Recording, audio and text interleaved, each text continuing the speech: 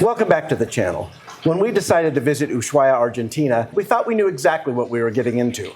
Cool summer temperatures, dramatic scenery, and a tiny remote outpost at the end of the world. Some of that was true. The scenery was amazing. Everything was really pretty there. But, we were a little bit surprised at some of what we didn't expect. It was very windy, and I was not ready for the wind. And it was weird because the city was a lot bigger than I was expecting. So in this video, we're going to talk about what it's really like to spend time in Ushuaia, Argentina. Not just as a cruise port stop, but actually staying there. The cost of living, the hills, the weather, and whether it could be a potential home base. We're going to show you one of our favorite experiences that we did there, Tierra del Fuego National Park. And we're going to give you a quick little preview of our penguin tour that we took. It was really fun. My name is Rick. And I'm Stacy. And this is Finding My Retirement.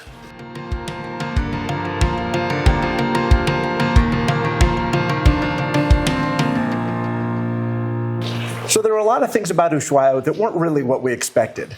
It feels a lot less like an isolated research outpost and more like a real working city that just happens to be at the end of the world. It was big. It was big. It was a lot bigger and had a lot more infrastructure than I was expecting because, they tell you it's the end of the world. You don't expect a lot. And it's a really nice little town. And the size just surprised me. Yeah, my parents live in a town in northwest Colorado, well, outside of a town in northwest Colorado that's about 10,000 people. And that's kind of the feel I was expecting. I was expecting 5 to 10,000 people, kind of a remote outpost, the furthest southern city in the world. There's about 85,000 people in Ushuaia. Yeah. So, they've got restaurants and grocery stores and pharmacies, and we needed to use a pharmacy. We did need to use a pharmacy. I had an infection, and I needed to get an antibiotic. So I think you've got a little bit of a dichotomy, because it does feel like a normal, everyday city, but it's also at the end of the world, and it really is a major cruise port hub, and not like a cruise port hub like Barcelona, Spain, or some of the other European ports, but for very specific cruises, for those small expedition ships that go down to Antarctica, most of which come into and out of Ushuaia. Which I think is why we were expecting like a little outpost. Yeah, I think, place. Maybe something like out of Deadliest Catch, a little fishing port town or something. Not at all what you're going to see. No. So even though you've got kind of normal life going on, it's very touristy during the season, and we were there during the tourist season. I think if you went during their winter time, which is May, June, July, August, September, somewhere in there, I don't know what it would feel like, and maybe a lot of the restaurants wouldn't be open because you wouldn't have that big tourist crowd coming. Being as far away as it is, there's still ships coming into port pretty much every day. So you've got a combination of the small expedition ships and then the bigger cruise ships, some of which go down to Antarctica but don't stop there. Yeah. But then you also have the ships like one we did that kind of goes from Buenos Aires, Argentina, around to Santiago, Chile, and they almost all stop in Ushuaia. So you've got that sort of normal 85,000 person city overlaid with a very big tourist industry and lots of touristy prices and restaurants and touristy shops. I mean, the city's kind of broken into two areas, right? There's the area around the port that all feels very touristy. Yeah. The restaurants are expensive. The shops are expensive. Lots of souvenir stores and chocolate shops and Hard Rock Cafe. And then if you walk along the water kind of about a mile maybe, you get to the other part of town. More residential. And then you've got gas stations and the mall and fast food. And it feels a lot more like a regular city. So probably if you're there on a cruise stop, you're never even going to see that other side of town. So we found big grocery stores. There was a huge grocery store right near our Airbnb. Yeah, right down the street. And then another one kind of right down in the main part of town. So you're going to find what you need. You may pay a little more than you want to. Yeah, we'll talk more about costs. We were told to expect Ushuaia prices to be about 50% more than Buenos Aires. And I think that felt pretty close on some items. That was pretty close, yeah. So I guess the next thing we might want to talk about is a little bit about the weather. So the reason we were in Ushuaia in the first place is because I dragged poor Stacy to South America in their summer in January, February, March. It's hot. It's hot. And so I was looking to find a place to escape the heat. And so we decided, just kind of in the middle of our stay, to fly down to Ushuaia for 10 days and find some cold weather. and we did find some cold weather. It was definitely chillier, like high 50s, low 60s. Did you even get low 60s? Probably not. No. I think it was high 40s, low 50s most of the days. Oh, you think so? Okay. I think so. Well, with the wind, it felt a lot colder than that. Yeah, I mean, we were looking for cold, but I don't think we were looking for the wind that we found. I mean, how fast did the wind get? It was like... Well, there was one day I know that the wind was like 45 miles an hour as we were walking by. I couldn't keep my hat on. It was windy. And then the other thing you notice in the wind, I guess it comes from two directions. It either kind of comes down off the glacier, so it's cold, or it comes off the water, and it's cold. So I remember one day I was going out for a walk, and I was trying to figure out to where, and I looked, and it said it was 51 degrees, and that didn't sound bad. And then it said, feels like 37 degrees. So the wind chill is real, and it's persistent. I mean, you get highs in the 50s, in the summer, which would be like November, December, January, February, you're going to get highs in the low to mid 50s. Although I think the day we arrived, it was like 72. It was crazy warm. Oh my gosh, it was so warm that day. And then in the middle of their winter, the highs get down to the high 30s, like 38, 39. Again, we'll show some charts on the screen that show the weather patterns. But it doesn't change a whole lot. Your highs kind of range from around 40 to around 55, and your lows from around 30 to around 45. But the thing we didn't count on was that wind. Yeah. And we were there during the windy season, but the windy season is like from August to March. Yeah. There's only a few months when it's not windy, and it doesn't dip down that much. It's still windy in the non-windy periods. Although it's really funny because we did the cruise and stopped in Ushuaia on our cruise. Not at all windy that day. So yeah, we spent 10 days in Ushuaia in January, and then in March we were on a cruise that stopped for a day in Ushuaia. And it was perfectly calm that day. Great. You'd think it never was windy. I don't know if we just got really lucky, but... I know it rained. It did rain. It was not windy. And even though it's cold a lot of the year, it doesn't snow a lot, ever. But basically, October, November, December, January, February, March, you're not going to get any snow. It looks like the peak is in June when it averages about 2 inches of snow. So there really isn't a lot of snow in the town itself. No. You get up in the mountains and up on the glaciers, there's a lot of snow, and they've got ski resorts you can get to, and some pretty good ones too. Well, and from our Airbnb, I'd wake up in the morning and there'd be snow on the mountain, and then by afternoon it was melted. So that happened a few times too. So you know it snowed, just not in town. The weather, I think, what we wanted, we got. Yeah. But we got a little bonus on top of it. It was tedious after a while. I mean, it made a huge difference. I mean, carrying things, walking around on the hills, which we'll talk about a little bit more, but it was just constant. Yeah, it was, and it just gets old after a little while. Yeah, I mean, I think you thought it was going to be your dream weather, and God, then I loved the weather. Turned out not so much. No. If you're getting any value out of this video, please like and subscribe to our channel. We're still a new channel trying to find an audience, and without people liking and subscribing and adding comments, please comment on our videos as well. Then YouTube doesn't know to show this to other people who might benefit from it, so thanks in advance. And then let's talk a little bit about the costs, because we were actually in the airport in Buenos Aires flying down there, and we were talking to a very nice person. He was on his way to Bariloche, but he said, you should just be prepared. Everything is 50% more. We thought, well, we knew it'll be expensive, but really 50% more expensive. So I looked at our food costs, and we'll put those up on the screen. It's not a perfect comparison because we were in Buenos Aires a full month, and we were in Ushuaia only 10 days. So we didn't have as much time to kind of seek out those better deals and the good cheap eats places. Yeah. But at the end of the day, we spent on average $37 and change per day on food in Buenos Aires and $58 and change in Ushuaia. It's about 60% more. I think if we were there longer and found more kind of smaller places, we'd cut it down some. But I do think we would, the way we live, we'd spend 40 to 50% more per day on food in Ushuaia than in Buenos Aires. Yeah, that's a big chunk. So that was, again, expected. We knew it going in, but it does take a bite out of the wallet. And then the accommodation's also more expensive. We spent $640 for our 10-night Airbnb, just a one-bedroom, one-bath. That's about $64 a night. Yeah. In Buenos Aires, we'd spent $40 a night. So again, about 50% more. Now, that isn't a fair comparison. I think we've talked about this. If you stay in an Airbnb and you stay at least 28 nights, you can often get a very big discount. Yeah. And we did that in Buenos Aires, but not in Ushuaia. So I looked at the two Airbnbs we stayed in, both of which I really liked. They are places I would go back to. Definitely. The one in Buenos Aires for this coming fall, September 2026, for that month, it was $1,339 for the month. The place in Ushuaia for September was $1,509 a month. So not horribly different. Yeah, so it was only about a 15% different. Now, I know that Ushuaia, I think, has a low season than Buenos Aires does because when the tourists and the cruise ships aren't in town. So I think you're getting a better deal in September because it's still a month or two too early. Yeah. So that delta between Buenos Aires and Ushuaia probably does creep up in the tourist season, but I don't think it's 50%. I don't think different. It's 50% either, not for housing. So maybe count on whatever you think you can find in Buenos Aires for a month, maybe count on 25% more in Ushuaia. That's probably at least a fair starting point. The tourism, there's a lot of it, but it's expensive. Yeah. We did a penguin tour, and we're going to show a little preview of it. We're going to do a whole video about penguin tours because we actually did 2 of them in 2 locations. They're so cute.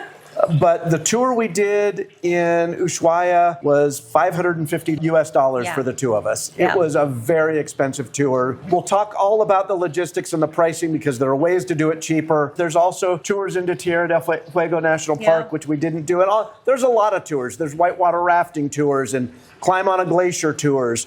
But they are expensive. Yeah. But I would say overall, Ushuaia, I don't think it was outrageously expensive by U.S. standards, but compared to other places in South America, and in particular compared to Buenos Aires, which is where we were spending a month, it is quite a bit more expensive.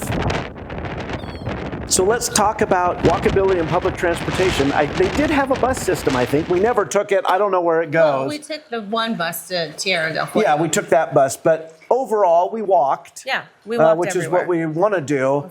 And so I guess in that sense, it's walkable. Especially the places we were going logistically, because it's all right there. It's all right in the center of town. If we wanted to go somewhere further out, we might have considered a bus. And you can rent a car, and that may be a way to go if you really want to explore farther afield. But to sort of orient what Ushuaia looks like, the main port area is kind of the center of it all. And it's, not surprisingly, at sea level, right down at the water. Yeah. But then from there, the city terraces up. So each block going across parallel to the water is higher than the last. And it can be very steep. So we were a little ways outside the main core of the town, not very far, probably a mile, if that. Yeah. But we were up a terrace or two. So it was a downhill walk all the way to town and an uphill walk all the way back. And then, again, each street you go is yet farther up the hill. So it is a challenge walking around, and then you got to have that wind. And then the wind, When you're walking against that wind, it's like you're not moving.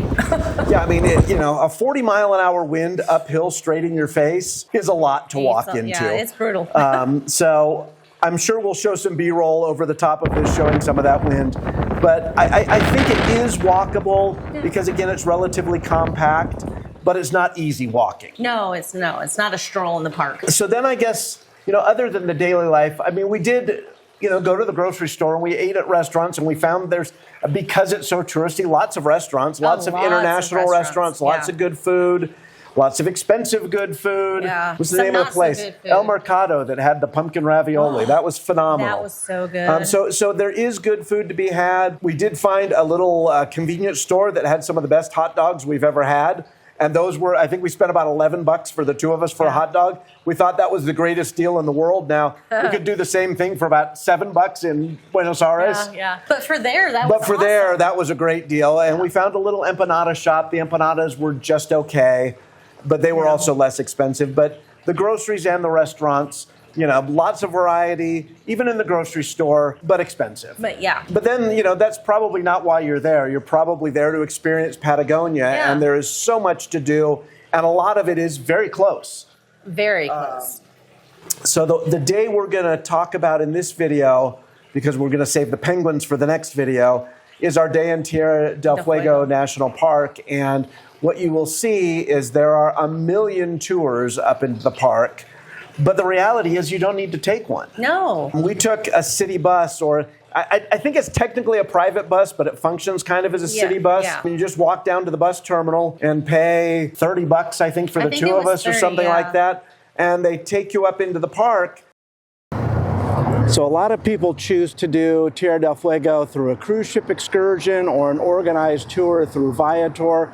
We considered that option. A lot of other people will rent a car in town. We were actually originally planning to do that, but doing my research, it looked like the bus actually made more sense because you can get off the bus at the first stop, which is where they have the post office at the end of the world, although we were told that that is closed now. But then you get one of the main hikes. It's about a 5-mile hike, and you can do that hike one way if you take the bus, because then you can pick up the bus at the next stop. If you do a tour, you probably won't have time to do the hike, and if you rent a car and you want to do the hike, you're going to have to do the round trip hike, which is 10 miles, 5 miles each way.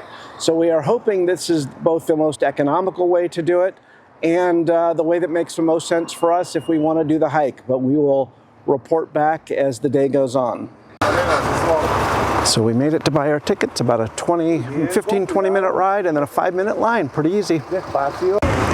So here we are at the first stop. We made it in about probably 25 minutes total. It's about 9:25. So you do about a 15-minute drive to the park entrance. That we stopped to buy our tickets. That took maybe 5 minutes. Got back in the bus, and then it's about just a 5-minute drive to the first stop where you get off. For the post office, there are some porta potties here, and then the first big hike, which we're going to be taking in a few minutes. Unfortunately, the post office is actually closed as of January 2026. He said that they're doing some renovations on it, so you might want to check if it's important to see if it is open when you are going to be here. So from the post office, you just head off to the right a little bit, and the start of the Sendra Costera Trail, which is about 5 miles one way to the visitor center, is just off to the right, and that's what we're going to be doing next. Okay, these are the obstacles. There is a big tree on the path, and I don't know why I'm doing this on video, because I'm sure it's not going to look too graceful, but hopefully I can get over it without killing myself. Oh yeah, this is fun.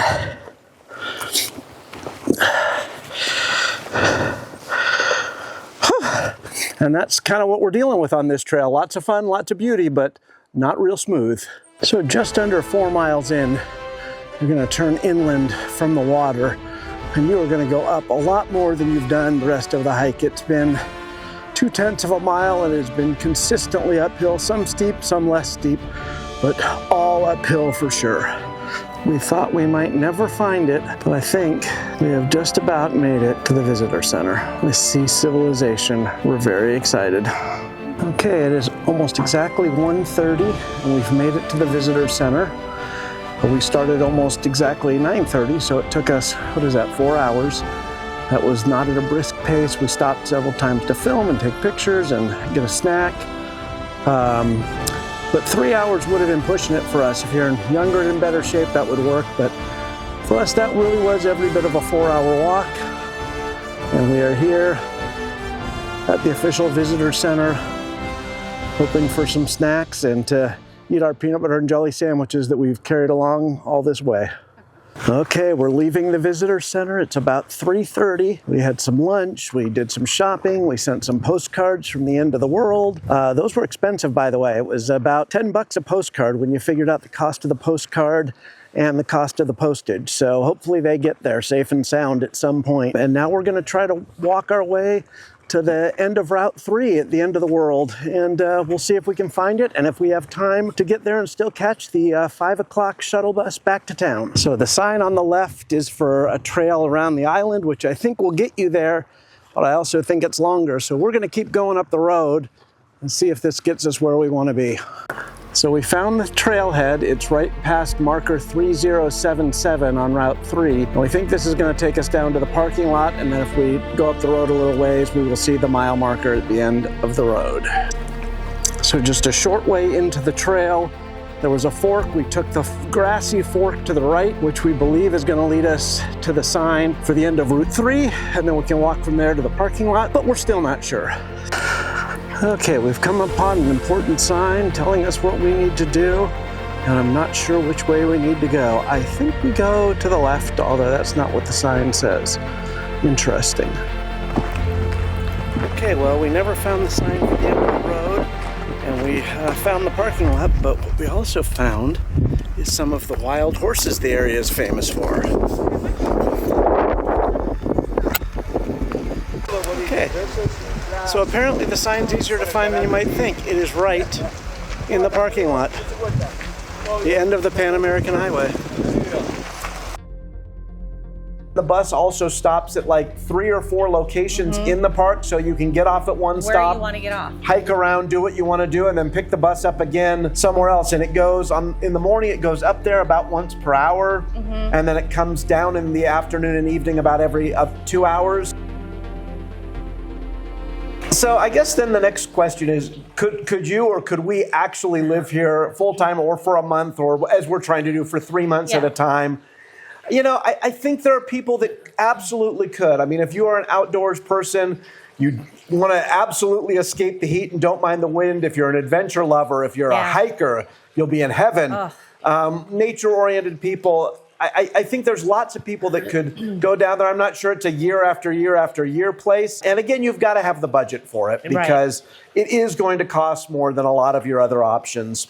I say if you're someone with mobility issues, it's probably not the place for you. And I think if you are sensitive to weather, if you don't like cold and you don't like wind, then it's not for you. This is a place that you want to go visit for, maybe a week, maybe 3 or 4 days, and see it. You should absolutely do that, but it's not going to be a long-term stay location unless you really want that cold weather and you really are okay with the wind, and you can walk up and down the hills. If you want big city amenities, big theaters and more grocery stores and fast food restaurants, you are going to miss some things in Ushuaia, although again, you're going to miss a lot less things than I was thinking you would miss because it's a much bigger city and they really do have a lot of amenities. I mean, we walked one day, again, to the non-touristy side of town, and they had a very big mall. That was a big mall and really good ice cream. So I do think you could find the modern conveniences of life. There are Airbnbs. You're not going to have the options you would have in a city like Buenos Aires, but there are Airbnbs, you can find them. Ours was a very nice modern building with a rooftop deck, a 1-bedroom, 1-bath with a little patio. It actually had a parking space if you had a car. If you had a car. So it was a great place, and again, not outrageously expensive. You could rent it for probably $1,500 to $2,000 a month. The floors were heated too. Oh, and the floors were heated, which was nice, and would be even nicer if you were there in like June, July, August. I think people would like it. For us, I don't think it's a realistic long-term stay location. No. It's too expensive. It is a little too remote. It's hard to get to. And then there's, the wind. So, I think there were a lot of things we liked about Ushuaia, and it was surprising in many good ways, but it was also surprising in some not so good ways. And it was never really on our list of, this is a place we think we're going to spend 90 days every year. It was, let's get Stacy out of summer in South America and find her some cooler weather for 10 days. We did. But I do think it is a way more interesting place than a simple cruise port stop warrants. I think so too. So if you're going to spend an extended stay in South America and you have the time and the budget, I think at least go spend a week down there. There's a lot to do. It is absolutely spectacular. I don't think you'll be disappointed. No. Be prepared for the weather. Have, warm clothes and windbreakers. Even if you're coming from somewhere where it's been 90 degrees, be prepared for it not to be, and watch out for that wind chill. But I don't think it's a 30, 60, 90-day stay, at least not for us. Not for us, So with that, I think we're going to about wrap it up, but we did want to give you a little bit of a teaser as to what's coming next. We actually did a penguin tour in Ushuaia, as we've mentioned, but we also later did a penguin tour on the Falkland Islands, and they were very different. Very different. And both have pros and cons, both very expensive. In fact, I think the one on the Falkland Islands was also $550. I'll have to go back and look. Please like and subscribe. Stick around and make sure you watch the next one. But we're going to talk all about the ways to see penguins in Ushuaia and in the Falkland Islands. If you're going to Antarctica, you don't need it because you're going to see penguins everywhere. But if you're coming to Patagonia and you're not going all the way to Antarctica, there's only a few ways to do it, and it can be very confusing and complicated. So hopefully we will help you sort all of that out in the next video. And in the meantime, thanks for watching. We'll see you next time.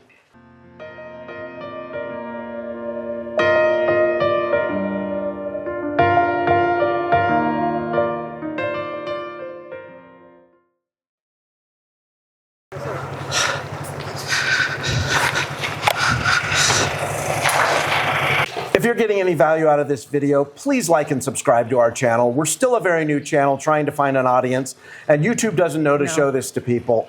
What? I said no. Not no to you. What? You just said no to me right in the middle of my big moment. That was my big moment right there. Oh, honey, I didn't mean to take your moment. It was my moment. Oh. You know, now you have to do it. No. Okay.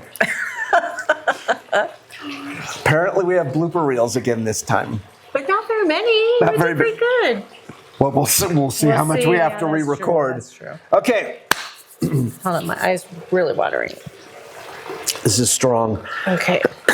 It's from my coughing I should just fit. put all of this in and see if anyone comments on how bad it is. Yeah, well, that'd be fun.